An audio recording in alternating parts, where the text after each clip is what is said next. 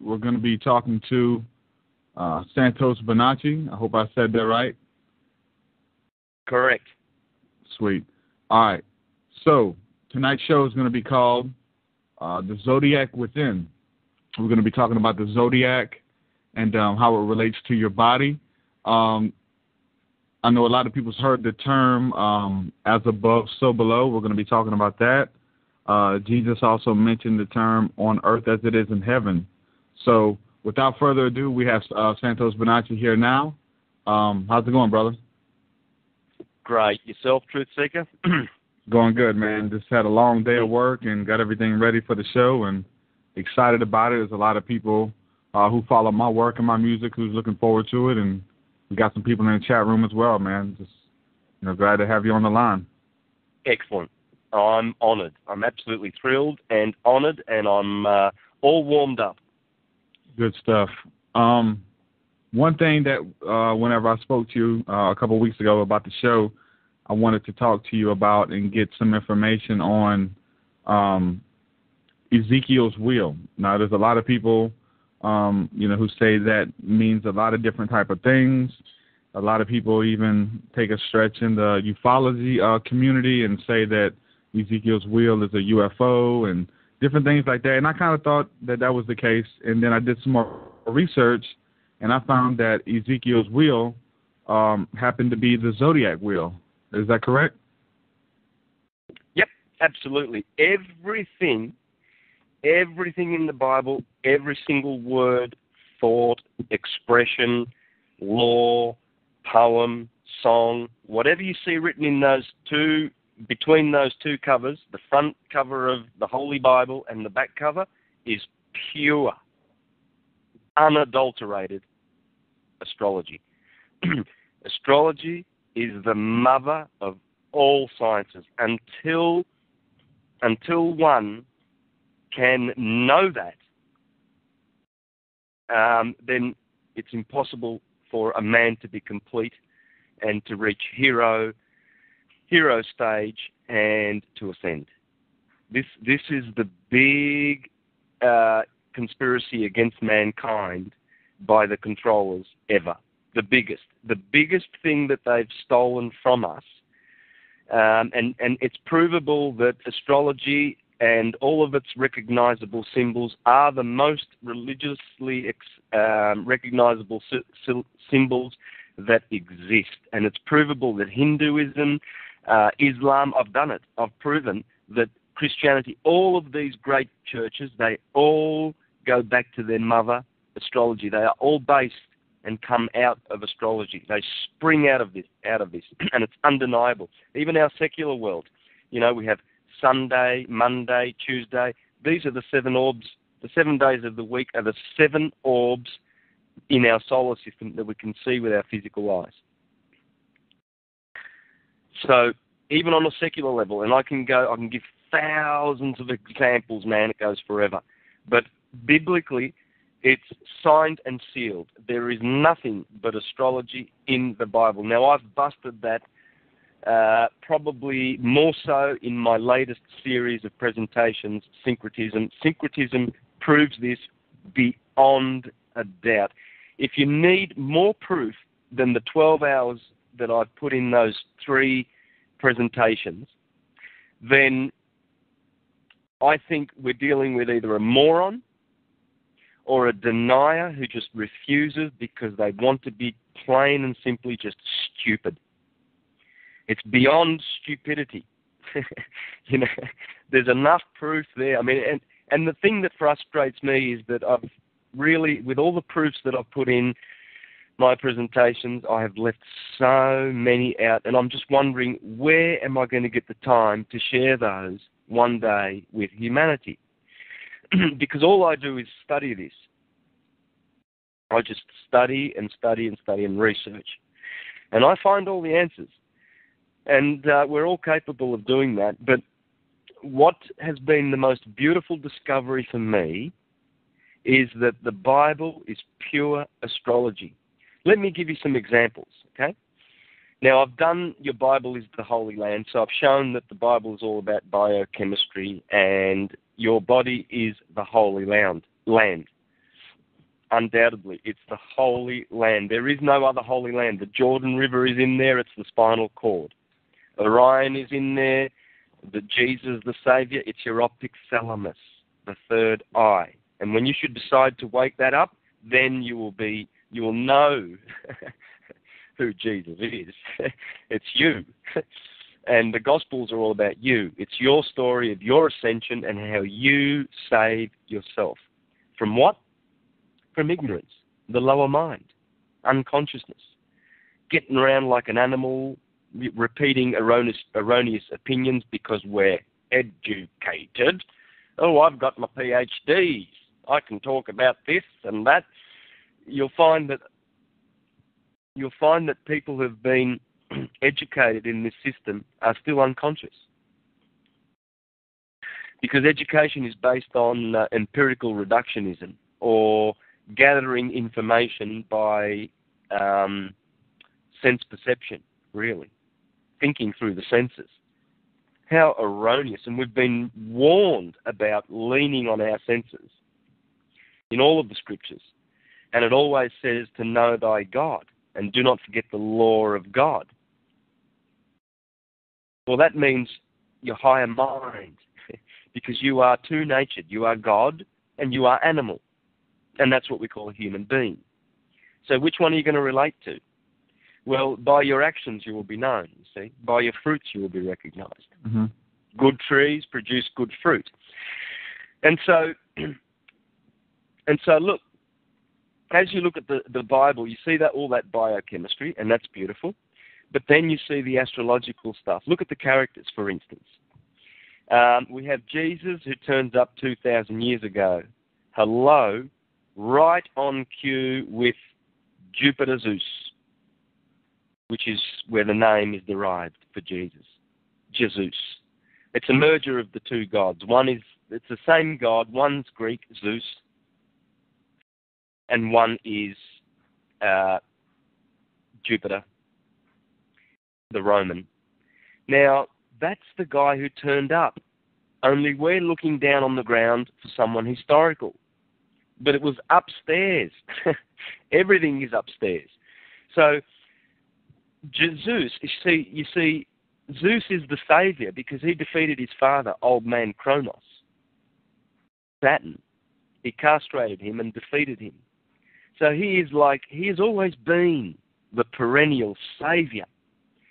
Jupiter Ammon, Zeus, they call him Ra, they call him everything. Jupiter gets all the titles. He is the title holder.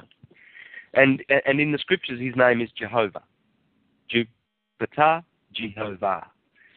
Same dude. He's always the hero. And Jupiter is the ruler of Pisces. And the two fish are the symbol of Christianity, the church of doubting and believing. And we've had that for 2,000 years. That's why we get baptized in water. Pisces is a mutable water sign. All the clues are there. Even Muhammad turning up 600 years after Jesus.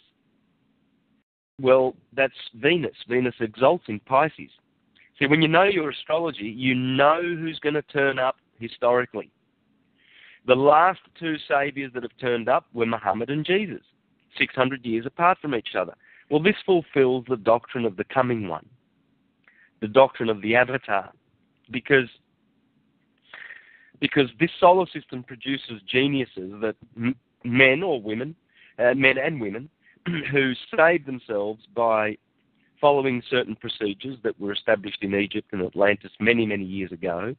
And if we should practice this science, called the holy science, we should ascend. That's what we're here for, to ascend.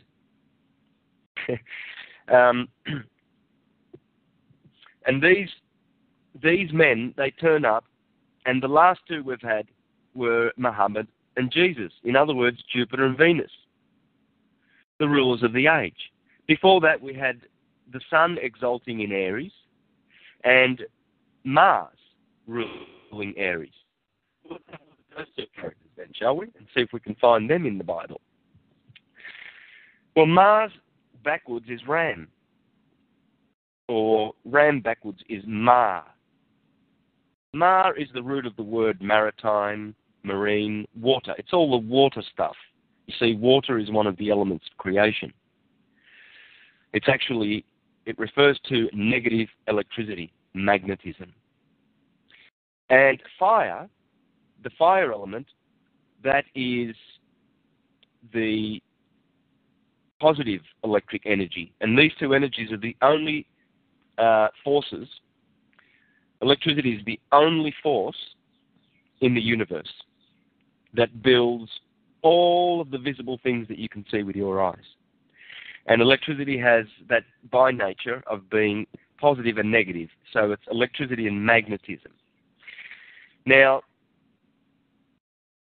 Ram, which was the age before Pisces, were ruled by these two orbs, the Sun and Mars. Does that show through our theologies? Well, it shows through stands out like dog's genitalia. If you're paying attention, that is. Is Moses, Mars's. Mars means maritime, the root for water. Moses also means water.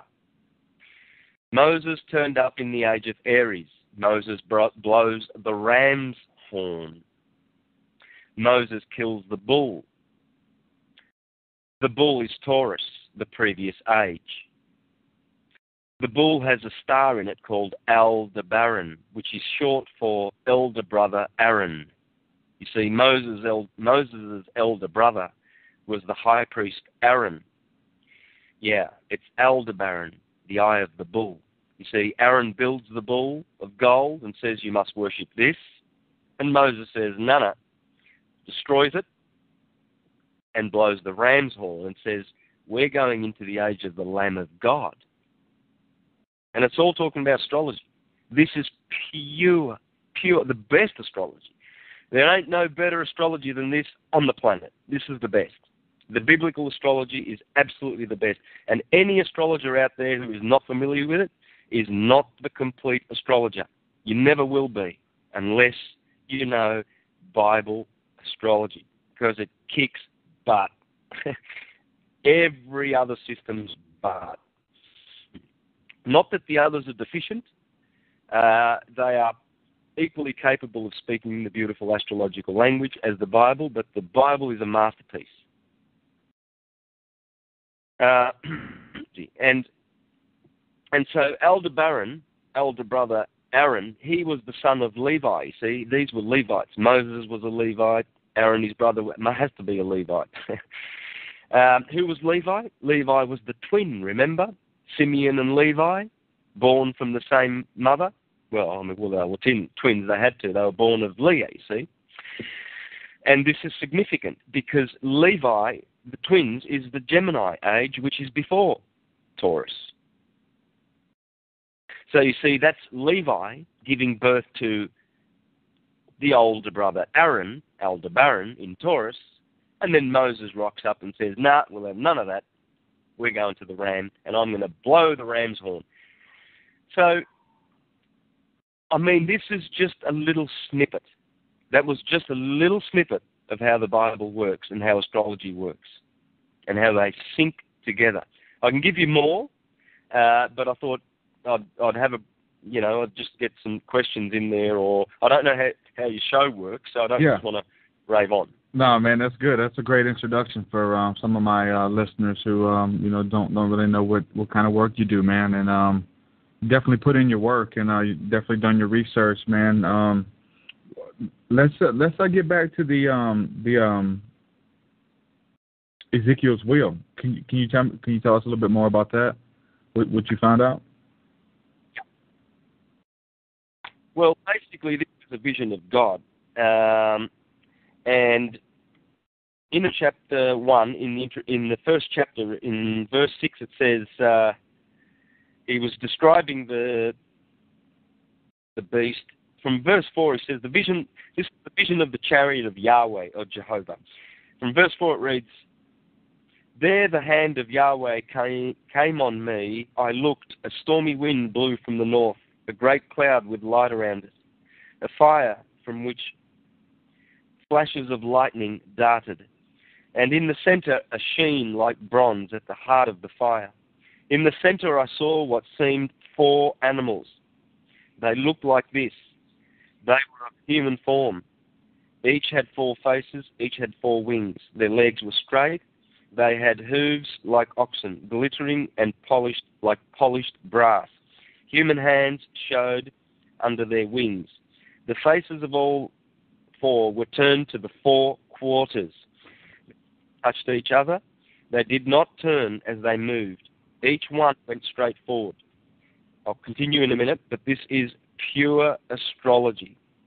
This is the wheel of astrology. The 4 faces that's about to be described are the 4 fixed signs of the zodiac: Aquarius, Scorpio, the eagle, Leo the lion, and Taurus the bull. God always turns up looking like this. This is God. It's astrological. It's nothing other than astrology. Any other interpretation is as long as it obeys the rules of this science. This is the science of as above, so below. So the historical rendering of any of these scriptures is legitimate, if you like, but it's deceiving because it's not dealing with history in a linear way. It's like Shakespeare using characters like Julius Caesar and Cleopatra in his plays was not writing history. He was just using historical characters, but he was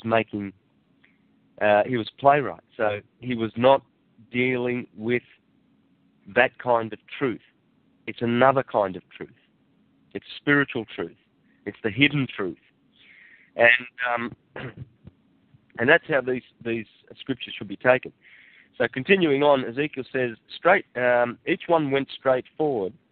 As to what they looked like, they had human faces, and all had 4 had a lion's face to the right, and all 4 had a bull's face to the left, and all 4 had an eagle's face. Their wings were spread upwards. Each had 2 wings that touched, and 2 wings that covered his body. And they all went straight forward, and they went where the Spirit urged them. They did not turn as they moved. Between these animals, something could be seen like flaming brands or torches darting between the animals. The fire flashed light and streaked from the fire, and the creatures ran to and fro like thunderbolts.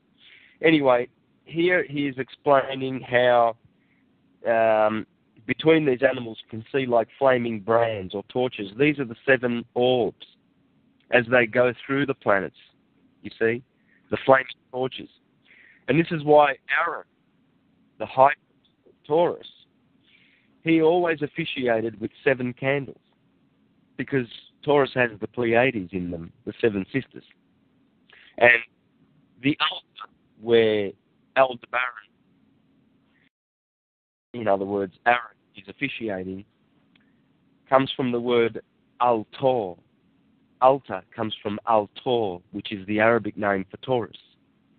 The bull, al is Allah, of course, and tor is the bull. And that's where the word altar comes from. So you see, where Aaron is officiating is in the altar of the Lord, Taurus, the bull, which is one of the 4 fixed signs of the zodiac, which is now the age we are entering. In 3 weeks, we will be in the fixed sign of the zodiac. The spring equinox will herald Aquarius from now on for 2,000 years, and Uranus and Saturn are the rulers of Aquarius. We'll get back to that. But the solstice will now be in Scorpio. The autumnal equinox will now be in Leo. And the summer solstice, June 21st, will be in Taurus, where Aldebaran is officiating the whole of the proceedings for the next 2,000 years. See, this is why Jesus, Turns up 2,000 years ago because Zeus took over from Mars in the Aryan age, prior to Pisces. And we identified the ram as Mars's, but we didn't identify the sun. The sun is Ra. And you'll find the rattle of the word Abraham. Yeah, because that's when Abraham turned up, you see, the Abrahamic religions. There was no literal Abraham that walked the earth. I mean, the best Jewish scholars concur with that. The best ones. The ones who are not conforming to the Roman consensus paradigm. You'll find that most of the good scholars that don't conform with Rome, they are teaching the truth. And they know that this is an astrological history that we have been given. Nothing but. So it's pure myth and fiction, which is great because these are stories that contain higher truths than the average sheeple can handle. They're higher truths than that the average lazy, slothful materialist is not interested in. They're not interested in the higher truths. So they go around and they're busy with the stock market and what. Yeah.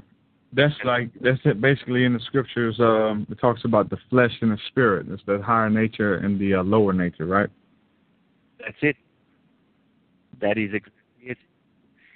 And we find that most people are they're polarized to the bottom living, which is materialistic, and they cannot accept their higher divinity. They go to church to be saved vicariously, which they won't, and which is a process whereby they deny their higher selves and the only salvation that will ever exist in this universe. Mm-hmm. Embrace your divinity, you will not be saved.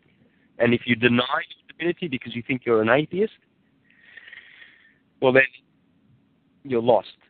Absolutely, truly lost. And unfortunately, these ones will have to continue in many cycles of necessity, processional age of around 26,000 years each. They'll have to stay stuck like in a rut in these cycles.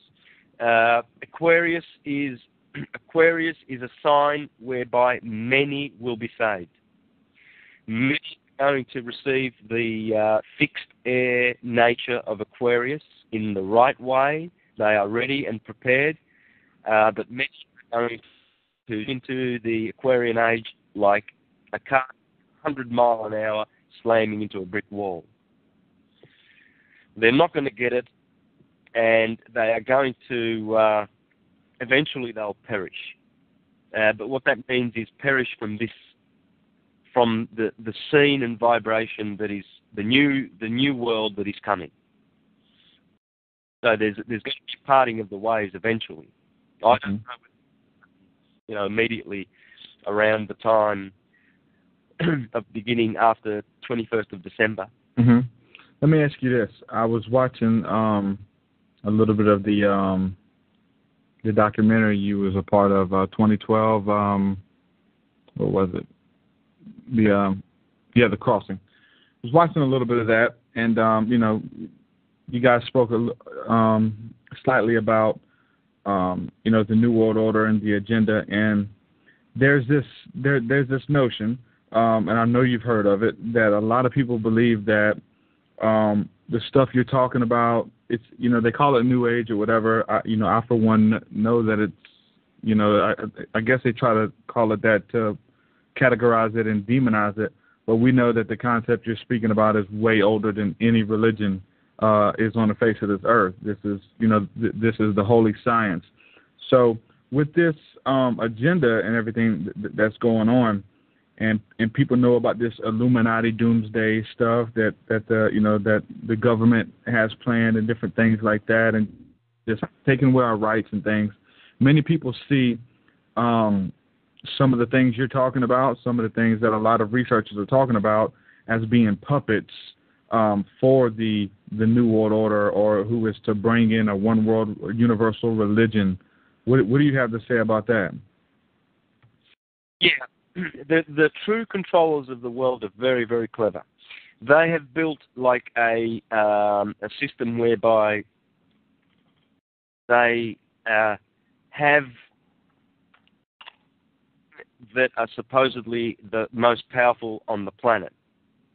And they're in the public eye. Like Barack Obama would be considered one of the most powerful men on the planet. There'd probably be, probably the Chinese and the Russian and the European nations would have their respective power man or whatever. But you would look at these men, all of these powerful men, the top, say, let's grab the top 5 most powerful men on the planet, and most of the consensus morons believe that these are actually really, truly the most powerful men.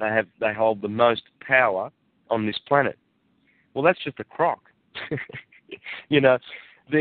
The controllers have worked it so that they can hide behind that wall, that mask. You see, they always hide because they're cowards. Killers. They are the true enemies of light, darkness. They work for, what we would call, Satan. But they work for the spirit entities that love the darkness. Because you see, the light produces soul. Children of the light have souls. Children of the darkness don't. Simple as that. So that's why you see cold-hearted, murderous, like Hillary Clinton. And that's not being judgmental either. That's just, he's a killer. Barack Obama, killer. These are killers. They have no soul. Absolutely cannot possess souls. But they are not the highest symbol of the soulless ones that are running the earth. Because these little foot soldiers like Barack Obama, who think they're pretty powerful but are nothing, they can easily get viciously eaten up. Just look at JFK, for instance, That tells you that there's someone hiding behind the most powerful man. That wasn't just a deranged gunman. That was organized. That took years of organization by the CIA and George Bush Sr., the killer. What they do is they make it clear that it's a deranged gunman because they don't want people to really know what's going on, that they are being controlled. And the families that are doing this, these are big money families, man. They've got a lot invested in this fiction. They want this fiction to proceed. They want corporations to run the world, and they can hide behind them. And they want to have total control over other human beings. This is not us ruling. This is not government by we the people, of the people, for the people. This is an illusion they've set up. They've set it up like this, you see, and they're hiding behind it. And these are the oligarchs. These are the money families. And they've invested so much in this fantasy that they've created, a world whereby we have to protect our borders continuously with bloodshed and fear and hatred, and a world where we rape this planet for all its glorious resources because we want to burn fuels, we want to burn things to get energy. We don't want to implode and use natural energies that are free. No, let's get that oil. And these are cartels. These are families and corporations that go back to the Hudson Bay corporations, the East India corporations, criminal pirate families that were just starting then to rape and pillage the earth and plunder the earth. And they are now, your George Bushes and your Bill Clintons. They are these are the sort of the lower life families that belong to these soulless families that control the globe. Their days are numbered. They've only got weeks They're vampires, and they cannot stand the light. And our solar system is now going into the photon belt, where they will just be zapped. And so they're being zapped, and they're not liking it. They've been asked to cease and desist and come to the light or perish, and they will perish. They will go off into oblivion and into perdition, because that's their choice. They've chosen to be workers of the darkness. And we'll be free from this infestation very, very soon. We won't know ourselves in the next few months. Okay, so that's you're kind of touching on the Illuminati aspect of it. Touch on the aspect of it where people dealing with information like you're dealing with are being targeted as far as being accused of being on the side of the Illuminati.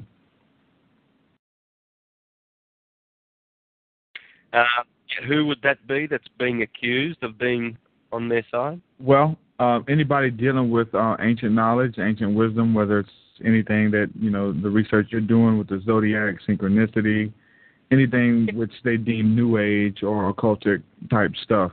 There's a big rise, definitely on the Christian front for the most part, saying that they are the forerunners for the Illuminati to get everybody in this universal anti-religion, one world thing. What would you say about that? Yeah, well, look, they are partially correct. They are ever entirely in error, even though they are in error. Mm-hmm. They dwell in the lower mind, they serve the lower mind and materialism. They are in error, but they are not always in error. And you've got to see what they're saying will be partially true. And it is. You see, the New Age movement, or whatever it is that they call themselves, which I don't belong to. Mm-hmm. Well, I'm saying you actually get grouped into that. Anybody dealing with ancient knowledge and things like that. I mean, even though it's not, it's totally different. Like I said, it's older than any religion. It's old. It's nothing new. You still get grouped in with it. Yes, I'm getting that. I'm going to get to that. But okay. But the point is, this New Age thing has been co-opted as well as everything else. Please don't think that the Jesuits who run the planet have not infiltrated the New Age movement and put a lot of poisonous information in there about how to ascend and how to do this and how to do that. And a lot of it, not all of it, but a lot of it is erroneous, and it's co-opted, and it's been poisoned by the Jesuits deliberately. But see, so that's where they are partially right. Mm-hmm. Wrong. Because they will, in their haste to condemn everything else outside of them, they will get someone like me, who is totally unconnected to anything out there. I guess I can say that I'm participating in the consciousness awakening that's happening. I'll belong to that. Yeah, for sure. Mm-hmm. I'm not promoting any trends that have been co-opted and I see them, and I know that they have been co-opted. I mean, there's a lot of guys out there who are very popular and well known in the truth so-called movement that are actually just working for the Jesuits, mm-hmm. whether they don't. And that's very, very sad. So I will be thrown in with those because that's how they do things. They fall into this fallacious type of brain, you see, and they brain masses of the populace with these techniques. So, but in the end, it's to their detriment, you see. So what I'm doing is explaining true and pure science, which is astrology and astrotheology, etc. And so, they will teach their droves things like, astrology is a pseudoscience. And so people hear that, They know nothing about astrology, but they hear that, and it rings in their educated heads, because their education resonates on the same low frequency of untruth, and so they can't discern the difference between a truth and an untruth. They just go repeating what authoritative types have gone before them and said. You see? And so this is the fallacious thinking that the scriptures warn us against. Do not follow the crowd. You must not follow the crowd, the herd, in other words, herd mentality. So Jehovah's Witnesses are just a herd. The Mormons are another herd. And they're all going ba, ba, moo, moo. They are the sheeple and the chattel. And surprise, surprise, the sheep and the cattle are the two signs of the zodiac in the head, Aries and Taurus. And what they've done is turned those two brains, the cerebrum and the cerebellum, into much sheep, cattle, or chattel. And that's what the magicians of this world have done, the soulless ones. But mark my words, as the scripture says, the day is coming when you will look for the place of the wicked one, but you will not find him. Mm-hmm. The Lord will deal with the wicked one. The Lord is the solar system. The solar system is ejecting the pus. She has had some pus in. The sun has been carrying an infected solar system for a few thousand years now, and it's going to eject that pus. Anything that doesn't vibrate with the new vibration is just going bye-byes. And wherever they go, I don't know where it is, but it's not nice, the place where they are going. The fictional hell, paints a pretty scary where they're going, but each one chooses their own fate. You do choose your own fate. You choose what destiny you will receive and inherit after this carnal life.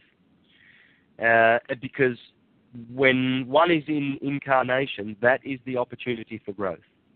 There is no opportunity for growth in the spirit realms. This is why God, the All, is experiencing itself through us. The one conscious organism is experiencing itself through incarnation. And why is that? To gather knowledge and to know. And this is how God knows itself. And it works like this. The confusion about God is quite simple. There are two gods. There's the invisible, unknowable, inconceivable, undivided, pure white light of undifferentiated consciousness, which we call God, the source of all things, the cause of all things, and then his only begotten Son, which is divided light, which we call electricity. And that's it. The Father and the Son. That is it. They are two gods. And this is why we like divinity, which comes from Deus, the Latin word for God. Deus means two, the number two. And divinity comes from divided, which is two. So you see, God carries the thought of two and one. We know God is a unity. It's a unity, but then we have a word divinity, which means divided, for God, because it is divided. See, the Son, the only begotten Son, electricity, which performs all the work in the universe, is two-natured. It's electromagnetic. See, positive electricity and negative electricity, but it is just electricity. It's the begotten sun, and it produces all the motion that we see, which we call form, which we call matter. But it's just motion. It is universal mind thinking. The two lights of thinking. And the color of those lights are red and blue. But the color of the light of the undifferentiated one, the causal God, that is white light. And this is why you have red, white, and blue everywhere. Red, white, and blue. Because it's talking about that. The white God, the one, the unity, and the divided red and blue God, which is the divinity, the two of the dualistic world that we live in. And it's the dualistic, materialistic, material world that the church powers belong to. Because it's the world of effects and not of causes. They cannot recognize the one of causes. They pay service to that one. But the one that they truly bend knee to is the devil, the dualistic God, electricity, the God of matter. And in a sense, this God is opposed to the other God, but in a sense, it comes from the other God. For instance, when I play my guitar and I strike the string, before I struck the string, it was silent, which is pure potential. Silence, pure potential. But then, when I strike the string with force, it produces a tone, which comes from the stillness. The sound emanates stillness and goes back to the stillness. If you wait, you will hear the sound diminishes and returns to its true home, which is stillness. This is the omnipotent one. This is the one that is all-powerful, because this still invisible light of God, the evidence of, is all-mighty, all-being, and immortal. And it produces mortals. You see, when I strike that string, that tone is mortal.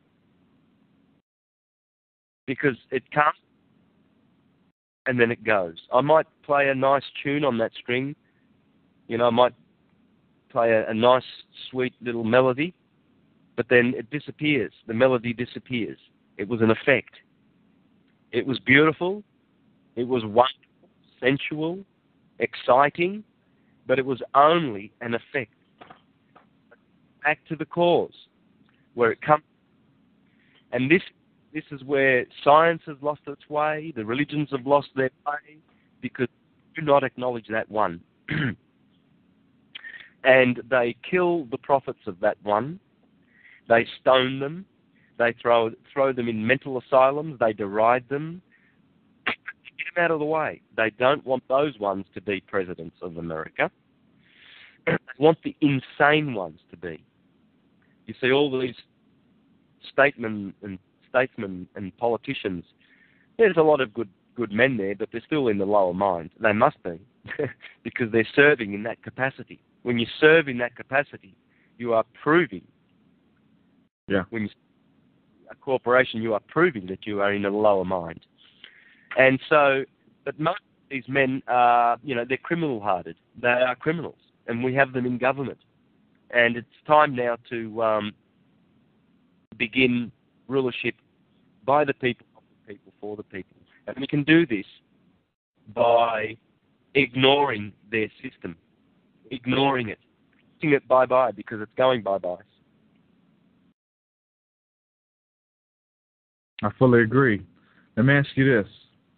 Some people would say, you're talking about astrology and things like that, and using it to interpret the Bible, which I fully agree is the true, holy science. And like you said, at the beginning, there's no way that you can look into these truths and it not make sense if you're seeking and you look at the material. It's there for you, you know. But then, you know, the scriptures also kind of denounce people looking into astrology as well. What do you think that's speaking about? I know when it's talking against sorcery and things like that, it's definitely talking about it doing it to harm people, and definitely in a negative sense. But what would you say about the astrology part? Yeah, well, in Isaiah chapter 47 is the only thing that approaches a condemnation of astrology in the Bible. The Bible would never condemn astrology because it is astrology. Mm-hmm. Exactly. But it appears to do so when it condemns sayers and the foretellers and of the future, and what it's basically doing is the Bible is complaining about the low level of understanding of astrology that it has, that the soothsayers have gone astray. And woe to them. Just the same as when Jesus says, woe to you lawyers. I mean, he was not condemning law. He came to fulfill law. Mm-hmm. So why was he condemning lawyers then? Is law bad? No, because lawyers, well, they're liars. They corrupt law. And astrologers, if they don't know their stuff, better be very, very, very careful about their science and their art, because they could lead people astray. Astrologers are the most respected, good astrologers are the most respected beings in terms of human beings before ascension acknowledges. The astrologer is the highest. It's the one who knows stars more than everyone else, is the one who has reached the highest consciousness, because the stars is all we are. There is nothing but stars out there. In fact, when I call you my brother, I'm calling you Ra Theos, my brother. That's two words. Bra is Abraham, Bra, Ra, and Theos, brother. When I call my sisters, sister is just another word for Isis star. When I go to church to my pastor or minister, I go to speak to someone that's going to teach me about the stars, moon stars, deacons, cardinals, elders, an elder. That comes from the word evangelizer, elder, altar, Bible, chapter, angel, Michael, Israel. You know, all of these L words and everything. These are all from the stars. Now, is there anybody that is going to be like, I mean, only the morons and the churchgoers are going to jump up and say, oh, no, it's from the devil. They are in the land of denial. It's impossible to deny this. It's just absolutely impossible. The Bible is dripping with astrology. I mean, look at all the 12s. There must be 1 million cases of 12 in the Bible.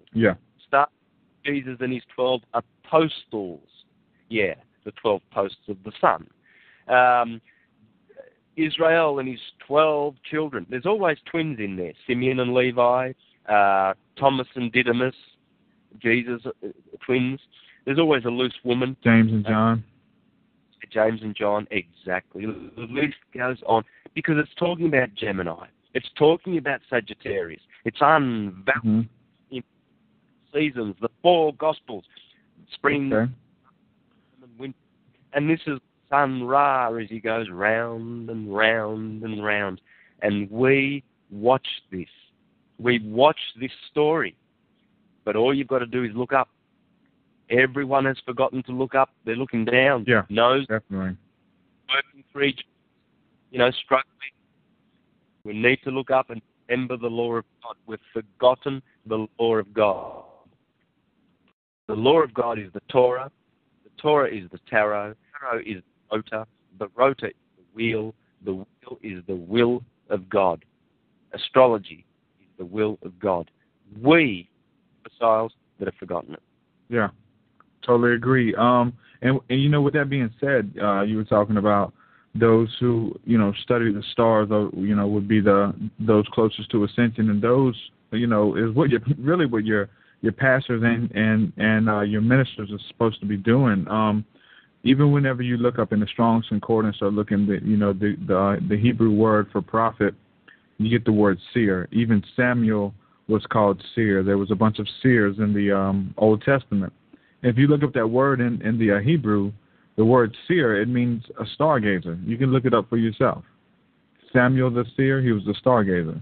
And that's what they did. That's what Ezekiel was doing when he gazed into the heavens. Even, you know, the word for heavens is the same word used for stars. I mean, for sky, I'm sorry. So when they gazed into the sky, they gazed into the heavens, the abode of, you know, the Elohim, the Most High. So, yeah, that definitely backs up what you're saying. While you're touching on the disciples, and this is something that kind of crossed my mind. I haven't seen any research on it yet. I'm not sure if you've even covered it. But how much of a possibility would it be? We understand the 12 houses of the Zodiac, and each house has a different persona or personality, you would say, correct?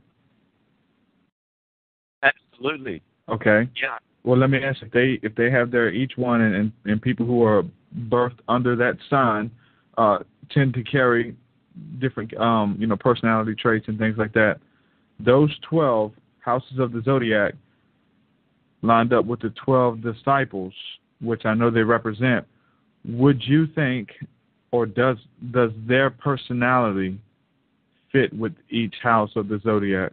Like the things that they did and the type of, whether they were playful or more serious or whatever, do you think that would correlate at all? Absolutely unmistakable. If you don't notice it, it's because you haven't been paying attention. But absolutely, you can see people's bodily features, their sign, and also their manner and their behavior. Everything comes under the signs. Arians, for instance, will be very, very, they can be headstrong people. They can be brave and courageous, like the ram. They can, like the lamb. They are fiery. These people are competitive. You know, they will confront, martial activities in a very martial way. They make good fighters. Strong bodies, usually, very strong. And so that's just the Aryan features now. Okay, so if you can go to Taurus then, and you can describe the Taurian person by the element, the earth element. Earth is sensual, the five senses. Aries before that, it was fire. This is why the ram is fiery, and Aryans are very, very fiery. You see, because fire is their earth, their element. You see, so they operate differently to Taurians. Taurians next door, they are more earthy and more grounded people than Aryans, and they have the number 2. Aries is 1, Taurus is 2, so you have to understand duality to understand Taurians. You have to understand the concept of unity to understand Aryans. Because Aryans are all about the number 1. This is why they appear to be very self-centered and self-aware. They're very self-contained. There's a lot of oneness about Aryans. You see, they're very aware of themselves. Taurians are now really, really different. You see, there's a duality thing going on there now.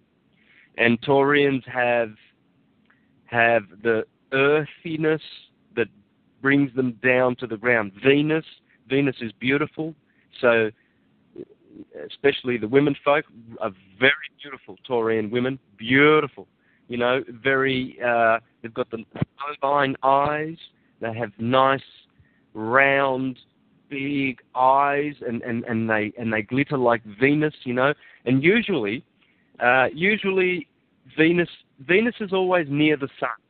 So if your sun sign is, say, Taurus, well, Venus, the planet, is not far away from that sign. It'll either be in Taurus or 2 signs removed from the sun sign. So you can go 2 signs back or 2 signs forward. So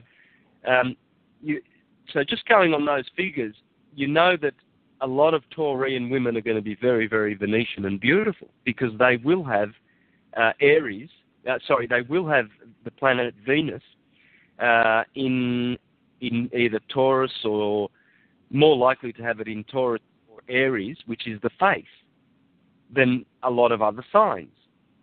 So if you have Venus in the face, and I've tested this. I've got, my little niece has Venus in the face, and she's got a beautiful Venetian glow in her face. Marilyn Monroe, she's Geminian. She's a Gemini sun sign. She had Venus in Taurus. Well, that's bound to give you. She's got that glittery Venetian face look. So the planet Venus gives beauty and form, you see, but it also gives a lot of beauty to this sign Taurus, but earthy beauty. It's more sort of an earthy beauty, whereas the Arians will have more sort of a spiritual beauty, spiritual qualities, like the lamb. You know, they're very innocent, which is a good positive thing, but also they are gullible, very gullible, which is a negative thing. And the Taurians will have this beauty, but they will also have this kind of a lustful thing going on in their negative polarity. You know, a lot of Taurians, they suffer with laziness because they love the material duality thing that's going on in their lives. Right? Now, that's just 2 signs here that I'm discussing. And that is only dealing with the sun sign. Then you've got to factor in the moon. The moon is very, very powerful, equally as powerful. See, the sun deals with your left brain, the left hemisphere of your cerebrum. The moon deals with the right hemisphere. So you can basically say that an Aryan someone who calls themselves an Aryan would have their left brain activated by Aries. So you can see how they act. You can see how they manifest in public. You can see their modus operandi, because that's the left brain acting out through Aries. Whereas the moon is like the right brain. It's more secretive, and it's more inner, and it's more intuitive, and it's more spiritual and mystical than the left brain, you see. So you've got a Pisces moon. Well, now you're sort of getting an idea how your right brain is activated, how it works. And Pisces is a dualistic watery sign, so it's emotional. One fish doubts, one fish believes. So people have Pisces moon, like myself, can often, 1 minute doubt themselves and the next minute believe in themselves. You see, that's what Pisces moon does. Mm-hmm. Has that wishy-washy emotional factor to it too. So there's how important the moon also is. But then there's another factor which is very important, and that is the ascendant, the rising sign. The rising sign also gives shape to the body, and it also gives aspects to the individual that can be identified. For instance, when you first meet someone, you will see their ascendant first, their outer personality, how they manifest in public, their mask. That's the ascendant that you're seeing. So, for instance, I have a Leo ascendant, so that's the feline. So when people see my presentations, for instance, the first thing they see when they see Santos Bonacci is the feline energy, Leo, the sun, right? And it's a lot of people with a Leo ascendant really get a lot of they get a lot of, put it this way, the Leo can come across as arrogant and confident and very feline. You know, when a cat is confident, the lion is the king of the jungle, right? So these guys, when the Leo is their sun sign, they really, really enjoy the limelight, you see. So, and these people tend to have that glow about them that a lot of people don't like. It's confronting. And so this is how the ascendant is also affecting us without us knowing. So when you blend the three, you have a good idea of the Father, the Son, and the Holy Spirit that is manifesting through the person. This is why you can't just get any Aquarian and match with any Aquarian. All things have to be equal. You've got to see where the other planets are. Mars changes the character depending on where it is. Jupiter, you've got to see where Jupiter is. Where's Saturn? Where's Mercury? Where's Venus? So you won't find many people that are alike in that sense, because the planets are moving through the zodiac at a fast rate, especially the moon. And the moon changes things dynamically very, very quickly. Yeah. All right. Let me go ahead and put this out there. Anybody who's in the chat room or anybody who has a question for Santos Bonacci, you can call in at area code 724-444-7444. And the PIN number is 78643, and then you push pound, and we'll get you in here to, ask you questions. So much more, to ask you, man. We got one question here, and this is something that I've been, kind of been on as well, the whole Lucifer thing, and how, it's a challenge for a lot of people to understand that Lucifer is not Satan, according to the scriptures, and Lucifer is referring to the light bringer, which is the planet Venus, and also a reference to Jesus as well. Can you give us a little information on that? Yeah, Lucifer is many characters out of the Elohim. Lucifer is each one of the 7 Elohim, because those 7 visible planets are responsible for the 7 colors that we see in the spectrum, in the rainbow, for instance. And they are responsible for all those other 7s that go on. The octave, the musical octave, for instance. You see, we round out the septenary to an octave. So we refer to octaves of things, but we see octaves everywhere. But Lucifer can be the sun, because Lucy is light, and fer means to carry. So Lucifer means to carry light. Mm-hmm. Simple as the sun. But Lucifer is also Venus when she's a morning star, and when she's an evening star, she is Hesperus. But this is where Lucifer, the Venus, falls. When she falls, her symbol is the pentagram, and when that pentagram falls nose first, that's Venus, Lucifer falling. So can I ask you this? Whenever Lucifer is falling, is that when the sun is rising, where Lucifer is not the brightest star in the sky anymore when the sun rises? Yeah, because the sun affects all the other planets. They all have to go away when the. And in fact, whenever the sun comes up, Venus is always. Mercury and Venus are always near the sun. So when you look up at the sun at midday, you can look to the left or to the right, and Venus and Mercury will be there, but we can't see them. They're always there, always near the sun, always. But during the day we can't see them. So this is how Lucifer falls. Lucifer, all the other stars are shamed when the sun comes up. See, they are put to shame. They run and flee in the mythologies. This is Perseus when he slays Medusa. That's the starlit night. You see, that's the sun. Perseus comes up, rises, smashes Medusa's head. Those other stars, they all have to flee in shame because they have no light of their own in the presence of the sun, the king of the heavens. And this is what our mythologies are all about. Nothing more, nothing less. So Jesus is the sun. It has to be. Jesus cannot be anything else. Mm-hmm. Consciousness. That's all. Great.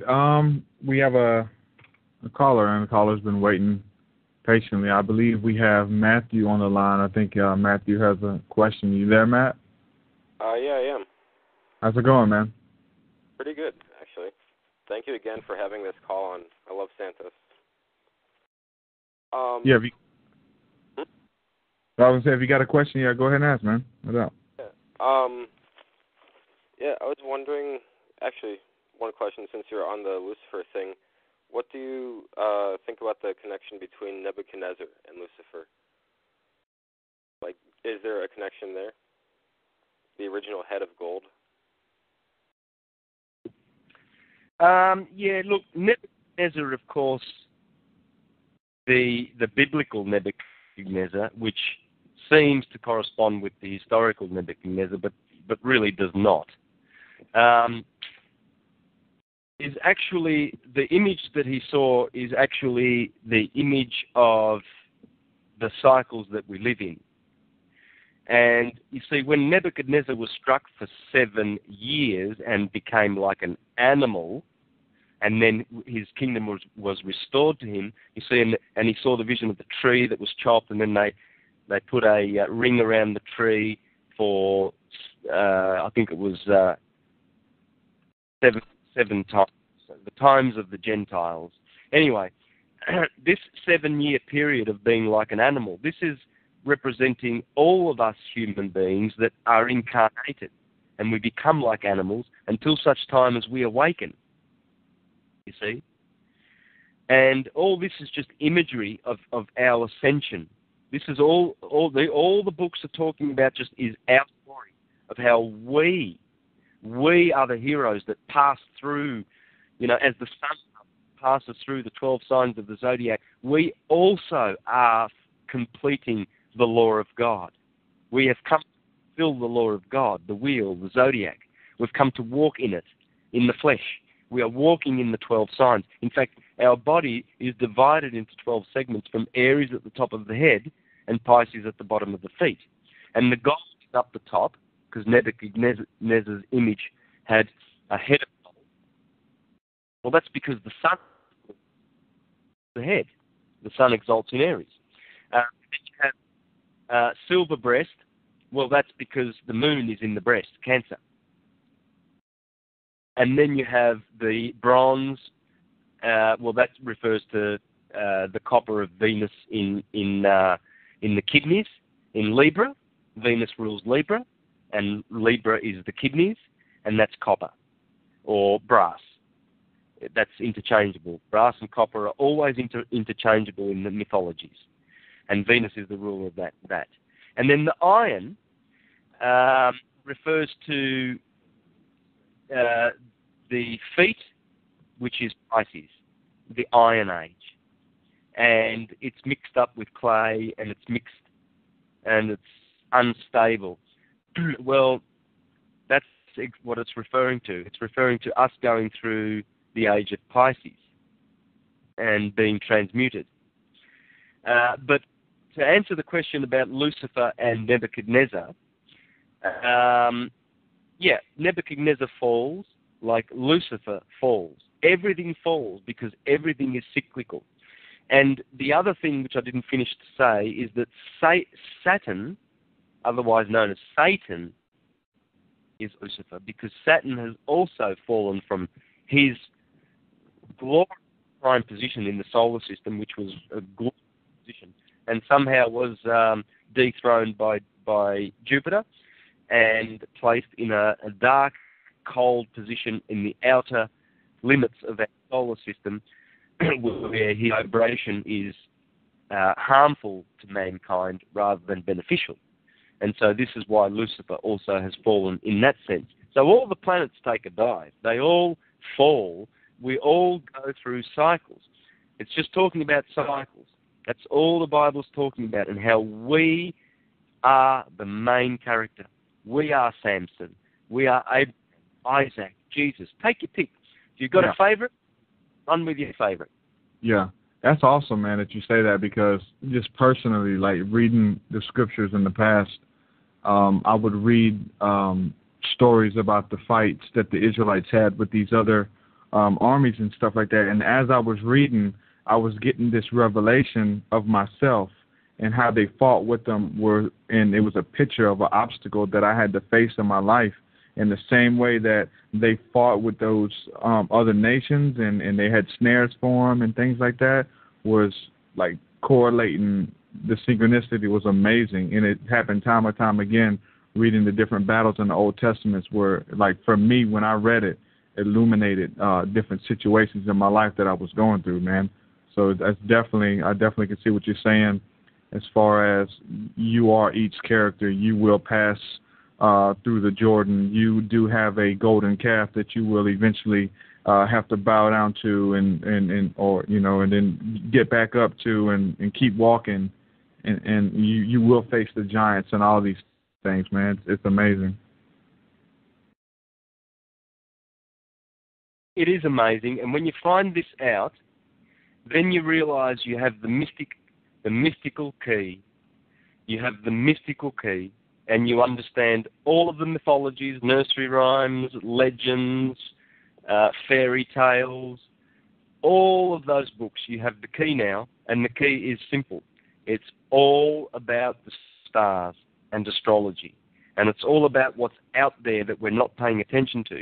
We have been diverted from the true skies. We have been diverted from this knowledge and ancient wisdom that we had, which could cure us, could heal us, and all the wonderful things and benefits that we derive from this science. It's wonderful science. I don't know how many times I've done people's charts, and I have detected pretty much all of their physical ailments, and been able to point them to cell salts and minerals that will be able to help them, because this science is infallible. And I don't have to be a doctor. All I've got to do is know astrology. That's how liberating this is. And it's given me so much power, and to see the power given other people that have taken the cell salt and had the chart reading done, and they write to me months later saying, Santos, my whole life's been transformed. I get these letters daily. I see what astrology does because I'm in touch with it. You know, when you're not in touch with it, and when you're still lingering about, not wondering how to tackle it, I would not any longer. It's time to grab it by the horns and understand the science. The best way to do it is watch my presentations. If you watch my presentations, you will be introduced to astrology, because it's the window to astrology. It's how to understand it. It's based on nature. And if you can't explain how astrology works, you can never be an astrologer. And that's what I find with astrologers. They've got no idea what it's based on. What does it mean when the sun exalts in Aries? They've got no idea. What does it mean that say, Mercury rules Virgo or Gemini? What's the difference? How does it produce different effects? I mean, these are very, very, very powerful consciousness expanders. Astrology expands the consciousness to no limit. There is no limit once you know this. You have the key forever to accessing the higher mind of astrology. Let me ask you this. You said to check out some of your work. I've checked out a lot of your work. Some of it, for somebody just starting out, may seem a little advanced. Where would you say, or which presentation would you recommend for somebody just starting out to get the basic principles down? Which one would you recommend? You know, I can't really say, because they're all similar. There's not one that I've done that caters for first-time viewers, really, although I always have first-time viewers in mind when I do my presentations.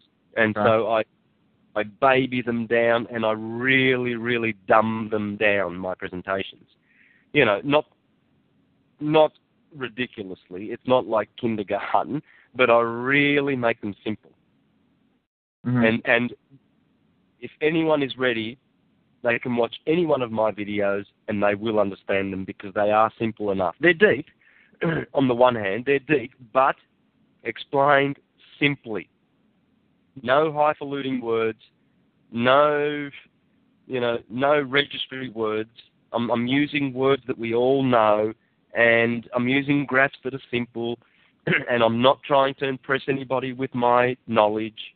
I'm just pointing to things. Well, that's all I'm doing. You know, none of it's my stuff. I've just noticed it, and so I'm passing it on. You know, so I'm just saying, look at this. I'm pointing to this now, and here's another thing. I'm pointing to that now, and you just notice it. That's all you do. That's all you've got to do. It's not about indoctrinating yourself. It's just about watching something. You know, you can learn by watching, and my presentations are designed in that way. So all you've got to do is just sit back, just watch them, watch them. Don't just watch them. Take the information in, and that's the best way to take information in. You don't have to believe any of it. You just have to know it. See, if I had the opportunity to teach languages, which I have done in the past, I could teach you, and this is not a boast, this is true.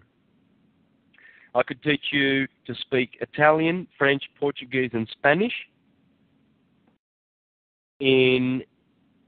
from 1 hour to 2 hours. You give me a solid 2 hours of your time, and I promise you, you will be speaking Italian, French, Portuguese, and Spanish in 2 hours. So, I've done this. I've done this with many people. I used to teach languages, and I've written up a program which will absolutely cause you to speak those languages in 2 hours' time. Now, that's how I teach in my presentations. You know, for some people, they get irritated with my presentations. Oh, you go off on tangents. Oh, you go deep. Oh, you do this and you do that. I've got so many attackers. But I know what I'm doing. I use techniques that will, if you watch the presentations, you will learn the wisdom and you will remember it. You'll never forget it because that's how I design them. There's a lot of work that goes into that. I don't just get out there with a blackboard and hope to see what happens. You know, I think through my presentations before I do them. I lose about a week of sleep every time I do a presentation. That's why I always look tired in my presentations because I've been thinking about them, you see. And they are works of knowledge. That's all they are. They're not to be believed in. They're just to be known. It's wisdom that needs to be known, and it's minimum wisdom that needs to be known. If you don't know that, you don't know much really, because it's not really that deep, really. I think I haven't even proceeded out of grade 1 yet. You know, I really want to do grade 2 and grade 3 now. That's amazing. We got some more stuff in the chat room. Somebody has a question. They want to know when did you get started discovering this stuff, and what were some things that turned you on to astrology and astronomy? Well, I've always paid attention, and even though I was a Jehovah's Witness for 22 years between 1983 and 2005. All right, so I've only just left the Jehovah's Witnesses, right? We're talking 7 years ago was the last time I went to one of their meetings.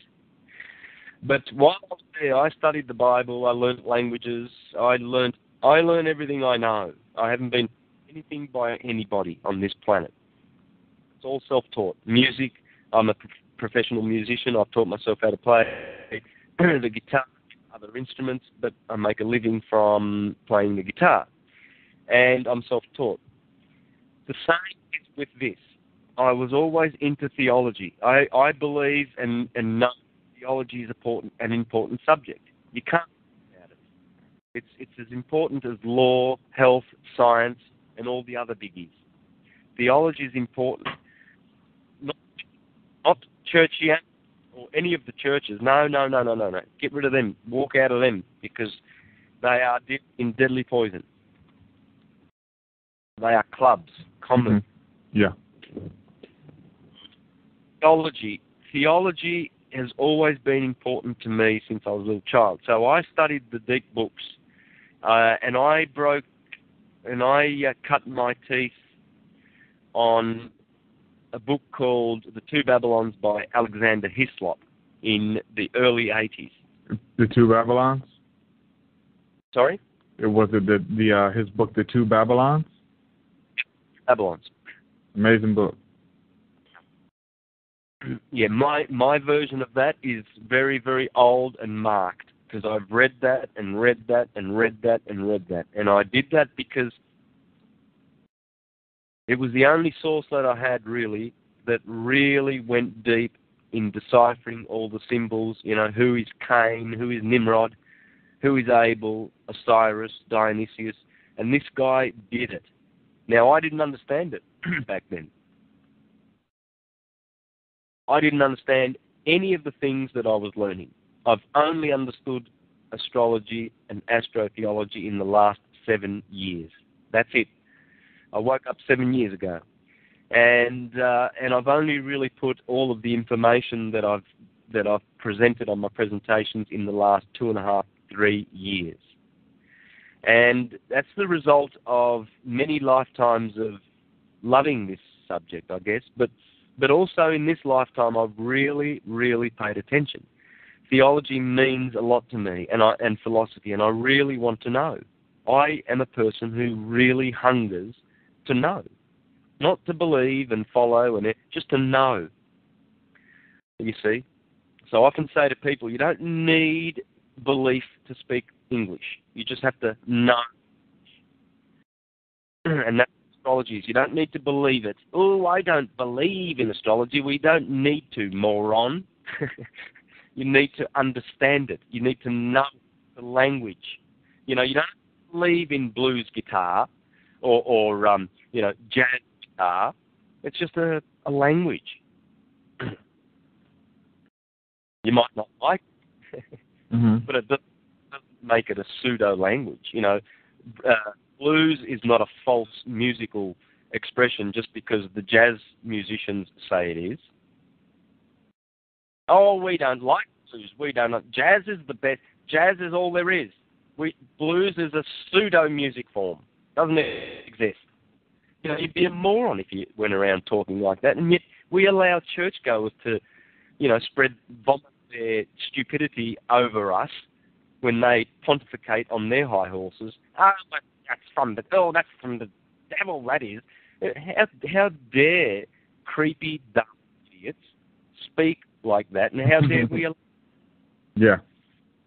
I totally agree. Once you start reading the Bible for yourself and you start getting into the scriptures and you start finding out there's a lot of stuff in there that they're not telling you in these churches, on many different issues, and you find out that they were actually telling you lies. And, if anybody wants to, throw the witchcraft card around and things like that, they're, perpetuating, witchcraft in a higher sense than anybody claiming to be a witch or dealing with any type of so-called occultic practice. Whenever they're taking the truth and manipulating you with it and blinding you with the light, that's the highest form of sorcery, and that's what the Bible condemns.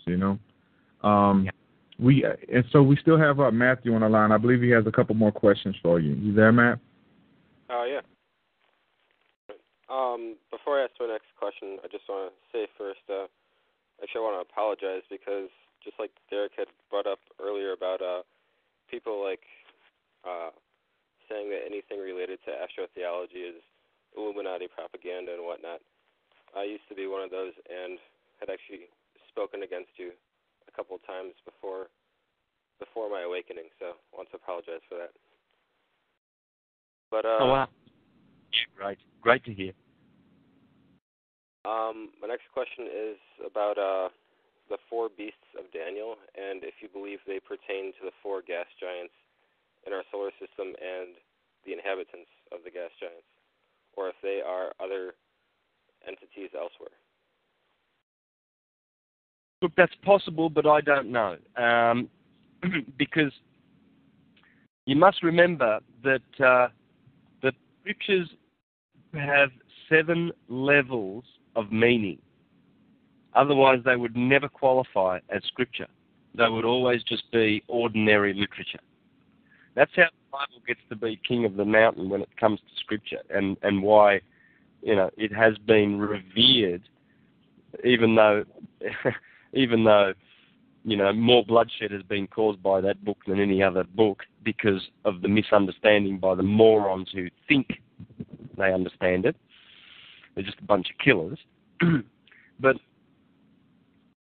that's how it has to be that way. That's history. And there are 7 levels. And so Daniel will be talking about beasts. Now, I know that Daniel's beasts are the beasts in the... For instance, when Daniel speaks about the he-ram fighting, the ram that's fighting against the he-goat, you see, well, that's... He devotes a whole chapter to the ram and the goat, right?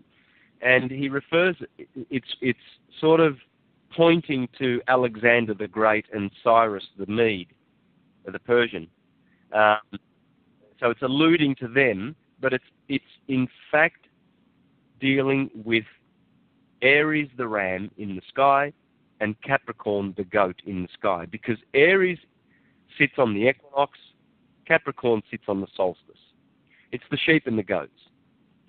And so his whole vision of beasts, and I saw a vision, and I saw a beast, and it looked like this, and it looked like that. All these beasts are the beasts in the Zodiac. Because the Zodiac is the timekeeper, the chronologer. Chronology comes from Chronos. Chronos is Saturn, old man time. Astrology is the window into the past, if you like, the window into the future, but it's always telling the now. Yeah, you see, and this is the only thing that God's mind can be studied by, the Zodiac. That's the mind of God, because it's God's mind thinking, the divinity in the dualistic world, in the electric world. But it gives you a glimpse of what God's mind knowing is like. You see, he who knows the Father knows, he who knows the Son knows the Father. If you have seen me, you have seen the Father. So the scriptures are beautiful in describing both gods, the cause and the effect God. But we are the ones that can differentiate between the two. Yeah. All right. Let me get this question out the chat room, and then I'll hand it back over to you, Matt, for another one. Guest in the chat room says, "What does Santos think about transhumanism?" It's just another disgusting philosophy that the elites have created to lead the blind astray. Humans and machines merging into one is just an obscenity. It's an obscenity. Not that we are not going to inherit a new technological age in the future, but it won't be this kind of technology at all. And if it is going to be a part of our existence, like many extraterrestrial races have very advanced technology, it will be technology that is in rhythm with the universe. It won't be like your smartphones. That's the kind of transhumanism that the elites have concocted and invented for us. It'll be the kind that is very, very smart, Yeah. that's very, very damning time. If I can comment on that as well, that's just one of my heartbeats as well right now. It's the whole technology thing. Like, I love technology. I use it, to my advantage. And, we're actually talking now, through a form of technology. And I've got Skype running and, the website's pulled up and connected with a lot of people right now listening to this. And then it's going to be on YouTube as well in the future. So, I mean, technology has its benefits. But the thing that really gets me is to understand the age that we're in right now. And the time of Kali Yuga, where it was prophesied that man would use machinery, to fight against God. So here we see using something like the internet, for example, a World Wide Web that you can access any information, whether you Google it, any type of term, any reference, and learn how to speak a language, learn how to do anything, learn how to look up your family tree, whatever the case is. And what it is a picture of what the shamans would do, is they would go into the spirit realm and be able to access information themselves as well. They would be able to go into a trance-like state and bring forth, information through prayer and through meditation and things like that. So we see almost, technology almost being a replica of this web that's already there, much also like, you have the global brain. And the global brain, which some call it's called by it's called by different people, call it a lot of different things.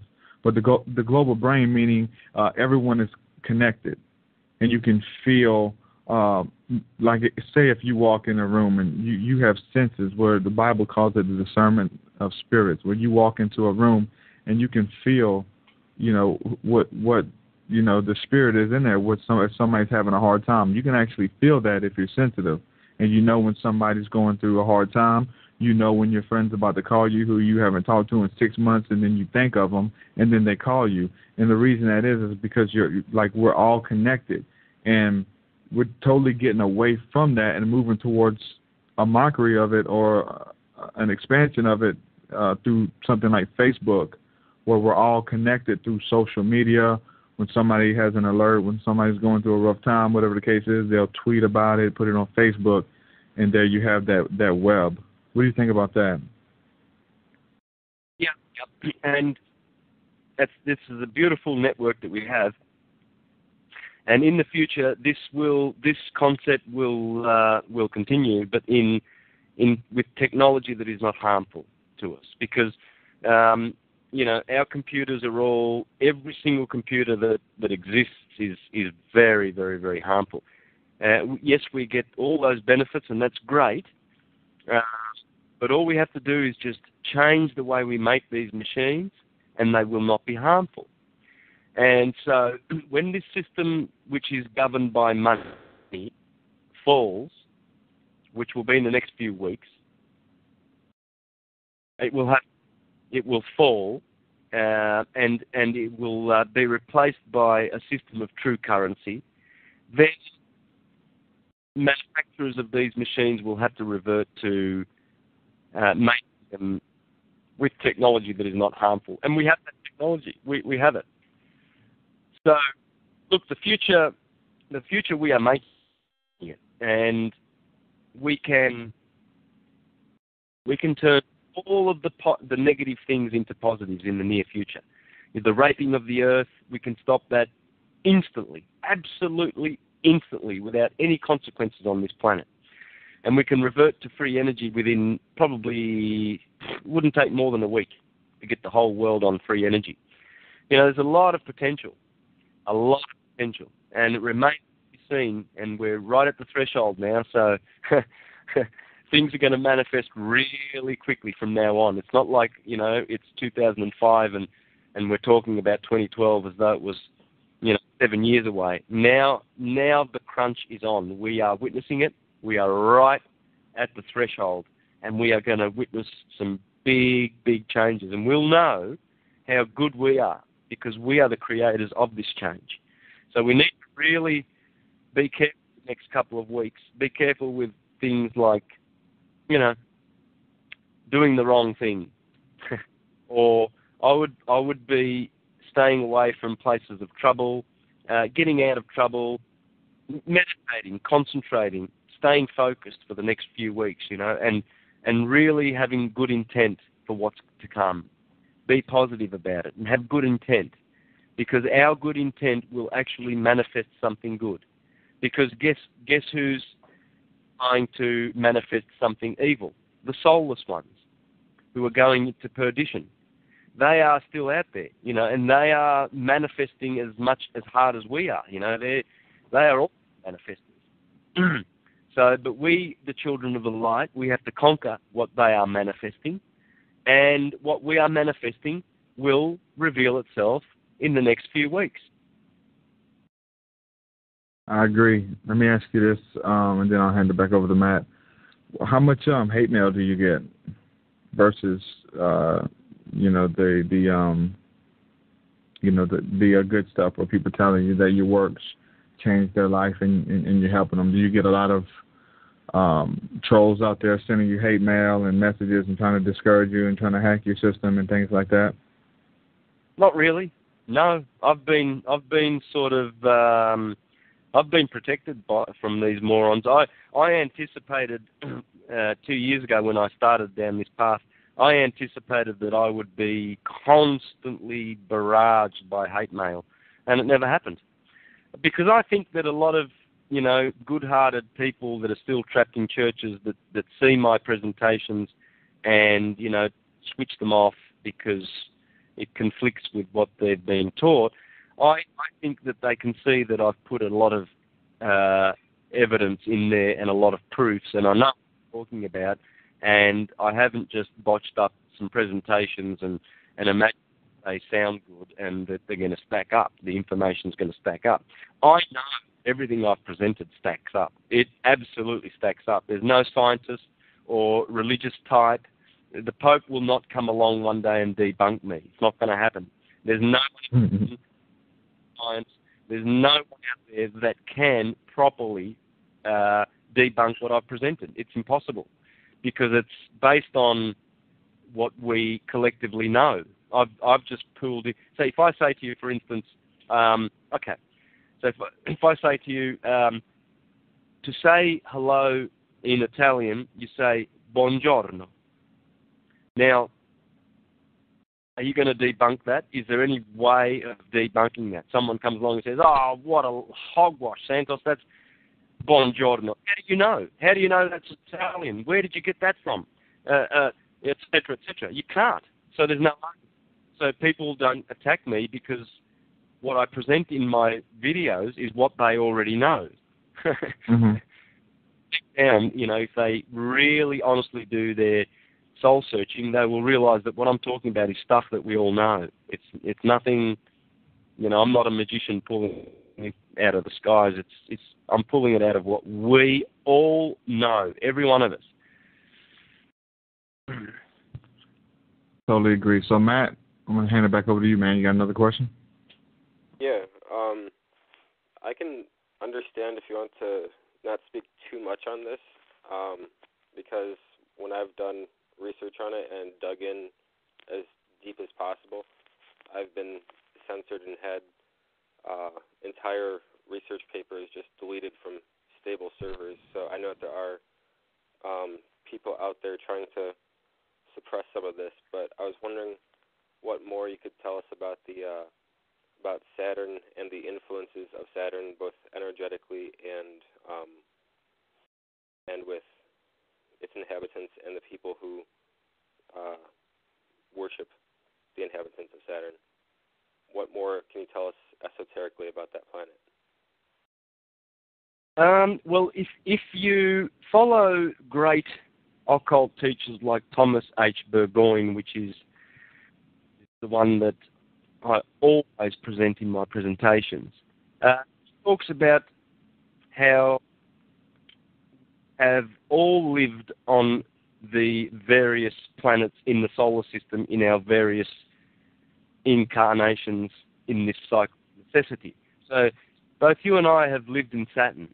We may have been there in the plant or in the mineral, but but from this solar system, we have lived on other planets in other kingdoms, the four kingdoms, the mineral, the plant, the animal, and the human. And some of us have actually lived on planets as humans and are now trapped on this planet Earth. And so, but as for who is now living in Venus and Mars, Saturn, etc., I don't know. I don't know in that I haven't really spent a lot of time investigating and researching that, so I can't really speak authoritatively on that subject. But rest assured, there are entities there, there are creatures there, and the stuff that NASA tells you, that's just ridiculous, ridiculous lies. But creatures do exist there. In fact, the planets are, Mm-hmm. Now, Jupiter is just a bunch of spiritual angelic creatures ruled by the one, which is an archangel called Ariel, if I'm not mistaken. Saturn is Cassiel. The sun is Michael. The moon is Gabriel, Samael, etc. So it's all creatures. It's all soul. Everything is emanating. See, it's the word of God. Remember that string vibration, that sound that comes from the string, which is the effect of the stillness. That's what the word, that's what says, and the word was made flesh. It's talking about how the sound cymatically produces all the forms, the flesh. Because there really is no flesh. There's no flesh in existence at all. It's all motion.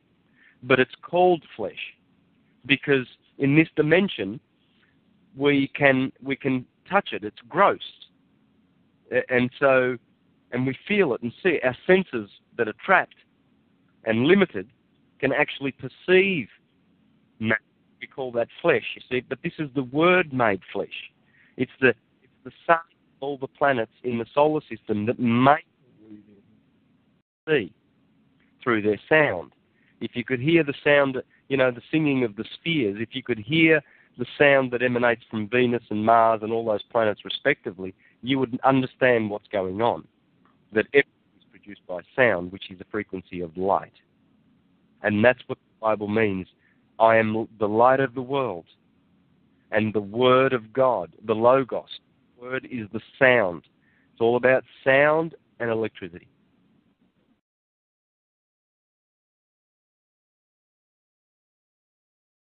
Creating everything. So, what element does Saturn create?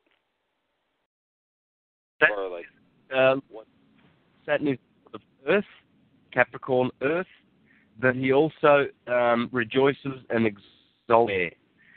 Aquarius, he also rules Aquarius, which is an air sign, and Libra, he exalts in Libra, which is an air sign. But Saturn is detrimental in fire signs.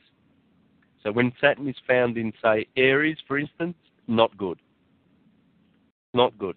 So when you do your chart and you look for where Saturn is, hope that he is in air or earth.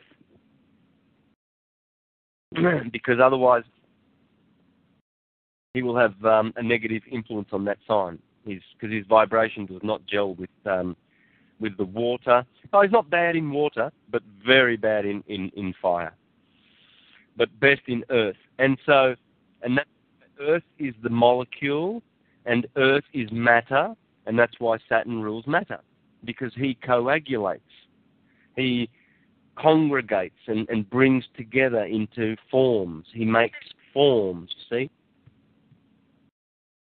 And Saturn is the farthest of the planets in the solar system. He is the old man. In the Bible, he is Abraham.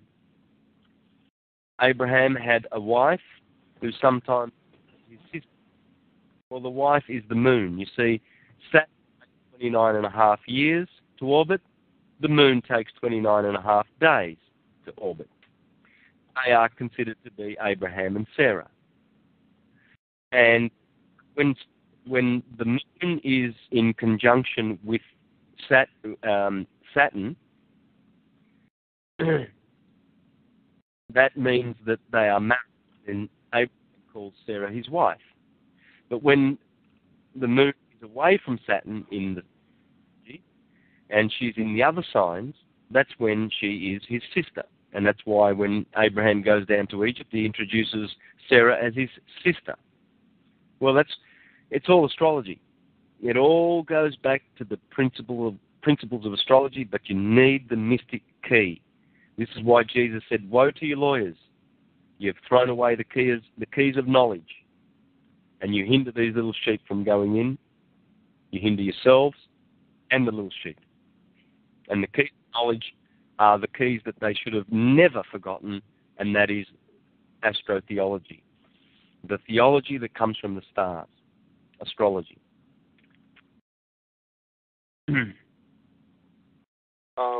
I have one last quick question. I know that, or if you can't answer this because of oaths or whatever, I understand. But I was wondering if you could give any hints towards the proper planetary associations with the Kabbalistic tree of life, because I know that most of the stuff out there on the internet today has them in the wrong order, and that's on purpose. Can you shed any light on the true associations? Yeah. Start at the bottom with Malkuth, that's the earth. And then just work your way up in you work your way up the tree using the Ptolemaic astrology, where the sun is in the middle of the seven. Okay, so you go up. So you go. The next is the moon, then Mercury, then Venus, then the sun, then Mars, Jupiter, Saturn, Uranus, Neptune, and those at the top. So that's from the bottom, from Mount, the Earth, and then you go upward in that order that I gave. Thanks. That's the true order.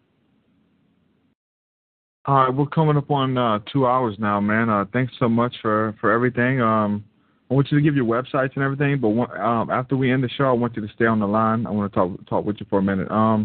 But I want you to give your websites where people can, research your work and watch your videos at. Yeah. YouTube handle is Mr. Astrotheology, one word. And website is universaltruthschool.com.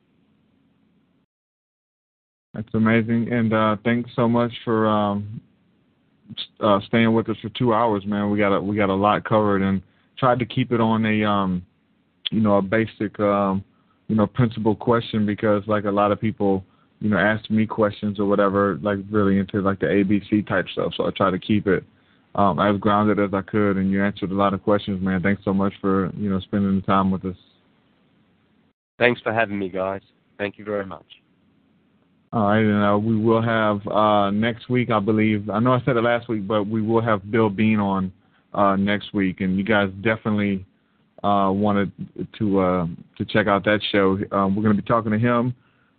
He's been dealing with spirits and ghosts and things like that his whole life, and confronting demons. Even when he was a child, he was harassed by demons in his house, and had hooded figures approach him as a child and things like that. He got involved in church and had physical encounters with real life entities and things. And he's got a couple books out talking about his life and how he helps people get free from these things. And he's just been doing a lot of interviews and lectures and things like that, moving on. And he was approached by the 700 Club, and they did a documentary on him. They came out to his place and did a documentary, and I filmed him and did this whole excerpt, and they were supposed to air it in November. Well, no, they were supposed to air it in October. They didn't air it in October. Then they emailed him and said, we'll air it in November. Well, they didn't air it in November, and they just sent him an email and said, we're not going to be able to air your segment because of your religious beliefs. And because not only does Bill Bean research, demonology and basic demonology, biblical demonology for that matter. He also has a lot of research and photos and things about UFOs with that phenomenon. And because they've seen the UFO stuff on his site and heard some of his lectures, they went ahead and pulled the segment. They're not even going to show it. So we're going to have him on next week talking about that. And that's going to be interesting. So thanks, everybody, for listening and tuning in. And we will be back next week for another show. So thanks, everybody, calling in, everybody in the chat room. And so we'll see you guys next week on The Awakening. Shalom. All right. Got it. Sweet, man. Thanks so much for the interview, man. Yeah, no problem.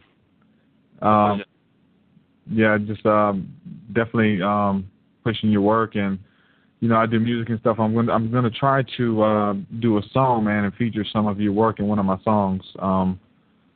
I sample a lot of different people who do lectures, and Jordan Maxwell and Manly P. Hall and things like that. And I really like your work, so I'm gonna try to find something probably on syncretism. And when I get it done, I'll actually send you an email and let you check it out.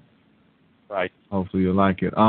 Let me ask you this before I get you off the line. Can you give us a can you give us a drop? Sorry? Before we get you off the line, can you give us a drop, a plug for the show? Okay, sure. And basically just say, I guess just say who you are and that you're listening, or you're now tuned into The Awakening. Okay. Let me gather my thoughts. So, do I say? Sorry, what do I say again? Just say this is Santos Bonacci, and you can give your website and things, and say you're now listening to The Awakening. Wait a minute, hang on, hit on me. Sorry, my wife's just one more minute. I've got to do something. Hang on, my wife's cooking. And now I'm to Truth Seeker Radio. The Awakening Radio Show. Awakening Radio Show. Okay, here we go. Hey folks, I'm Santos Bonacci, and I am tuning in to. Oh, sorry. Can you? Yeah, you're good. You're good. I'll edit it. Damn. Yeah, I forgot the name. Again? The Awakening. The Awakening. Yeah. That's simple. The Awakening. Generic right now, huh? Okay. Here we go. Hi, folks. I'm Santos Bonacci, and I am now tuned in to The Awakening. Thank you. Great. All right. And one more. If you can give a brief description. This one will be for my music. A brief description for listening to truth music and the power that music has on the generation as far as pushing the truth through it for my music, so I can use that as well. Yeah, for sure.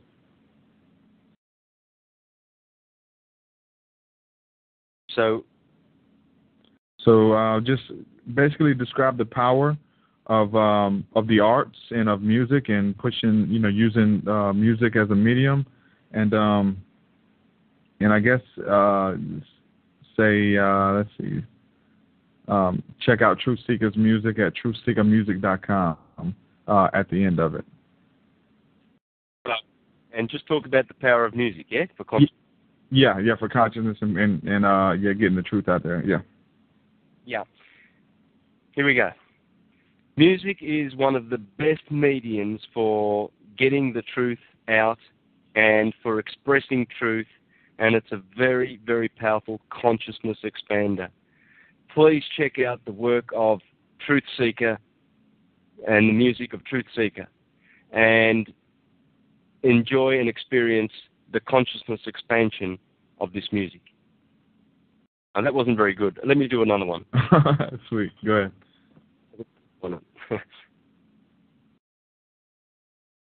So just, I'll just say to listen to Truth Seeker on what channel? TruthSeekerMusic.com. So just give my name. Check out Truth Seeker at TruthSeekerMusic.com whenever you're done.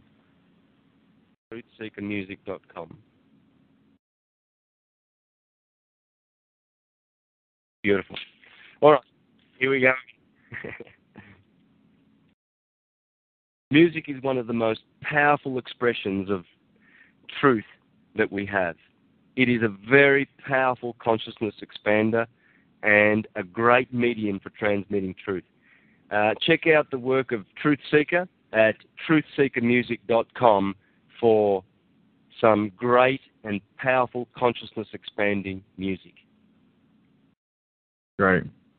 Thanks so much, dude. I mean, you know, whenever I talked to you, you know, a couple of weeks ago about coming on the show, I just felt in my spirit, you know, definitely kindred spirits, and the fact that, you know, you can talk to a lot of researchers and a lot of people who are in it, and you know, you can tell what type of aspect they're coming from. A lot of people share the truth, you know, and you know, they're rude about it, and they have a one-up on somebody that they have the truth. But I definitely feel, man, the area you're coming from, you know, you're sharing it because you want the truth to get out there to, you know, to all the people who want it, man. And thanks so much for your spirit, man, and you know, your obedience, you know, to God, man. It's awesome.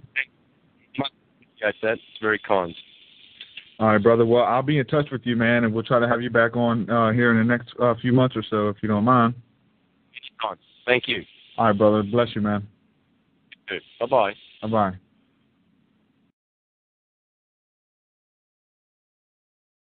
Are you an angel? What? An angel. I heard the deep space pilots talk about them. They're the most beautiful creatures in the universe. They live on the moons of Viego, I think. You're a funny little boy. How do you know so much? I listen to all the traders and the star pilots who come through here. I'm a pilot, you know, and someday I'm gonna fly away from this place. Hey yo, I look to the sky where my help coming from. Elohim be my guide till his kingdom come. Let Jah be glorified and let his will be done. On earth as in heaven, as above, so below. Now there's a place called heaven and I really wanna go. We all some lost souls just trying to make it home. So pray for me while I'm here, remember me when I'm gone. So pray for me while I'm here, remember me when I'm gone. I wanna vision like Enoch, in a love like Christ. See the chariots that fly through the skies at night. I wanna worship like King David in the spirit and unashamed. Be like Stephen the martyr when he called up on your name. I'm not the same, I'm changed, spiritually rearranged. Elevation, transformation while others just stay the same. I'm not the same, I'm changed, spiritually rearranged. Elevation, transformation while others just play the game. Cherubims and seraphim, they travel through stars. You can't decipher this enigma cause the riddle's too hard. Close your eyes and look within and then we'll travel to Mars. Some of us will stay on earth because of spiritual bars. Cherubims and seraphim, they travel through stars. You can't decipher this enigma cause the riddle's too hard. Close your eyes and look within and then we'll travel to Mars. Some of us will stay on earth because of spiritual bars. My body be holding me down, hearing the sounds and lift within. Gravity pulling me down to the ground like a falling jinn. Rabbi Jehovah Jireh, my provider, this will never end. What happened to the Mayans? There is a fire, it will happen again. We killing the competition, they wishing we come a missing. Rebelling against the system, defeating the opposition. Fulfilling the great commission and praying that people listen. You want it, just come and get it, forgive it, but don't forget it. Now I cut the surface hair with every word that I speak. Knowledge, just power, giving truth to the meek. I see them herded like cattle and people fleece like sheep. It's time to wake up from this dream, but you're not asleep. You can't decipher this enigma cause my verse is too deep. When I say I'm guarded by the Elo in the heavenly fleet, because our covenants and blood, so commandments we keep. I know the spirit's really willing, but the flesh is so weak. Cherubims and seraphim, they travel through stars. You can't decipher this enigma cause the riddle's too hard. Close your eyes and look within and then we'll travel to Mars. Some of us will stay on earth because of spiritual bars. Cherubims and seraphim, they travel through stars. You can't decipher this enigma cause the riddle's too hard. Close your eyes and look within and then we'll travel to Mars. Some of us will stay on earth because of spiritual bars. When I look at the society is falling pieces because the streets are running rampant. We need something to believe in, cause the ignorance of breeding demons into man's mind. And let your own will be the treason. The seasons past, equinox, eternity is weaving the fabric of life. The roots of trees that bear successful seeds and nourish them. The fruits and roots of dirty heathens. The infidels lurking in cold legions. The esoteric teachings. The meetings of black magic readings. The channels need to be conceived in and deceived for the main reason. The Nazarite, the rights living cities, the beast impedes them. So who's gonna feed them? The sheep are flocking, some will be misleading. The boundaries, information, yo, we not even. So who's Adam and Eve and Eden? Is the serpent deceiving? Is the main being? Is the truth that you're searching, or is it the soul that you're seeking? Terror they travel through stars. You can't decipher this enigma cause the riddle's too hard. Close your eyes and look within and then we'll travel to Mars. Some of us will stay on Earth because of spiritual bars. Seraphim, they travel through stars. You can't decipher this enigma cause the riddle's too hard. Close your eyes and look within and then we'll travel to Mars. Some of us will stay on Earth because of spiritual bars. You're a pilot? All my life. How long have you been here? Since I was very little. 3, I think. My mom and I were sold to go build our hut, but she lost us betting on the pod races. You're a slave? I'm a person, and my name is Anakin. I'm sorry. I don't fully understand. This is a strange place to me.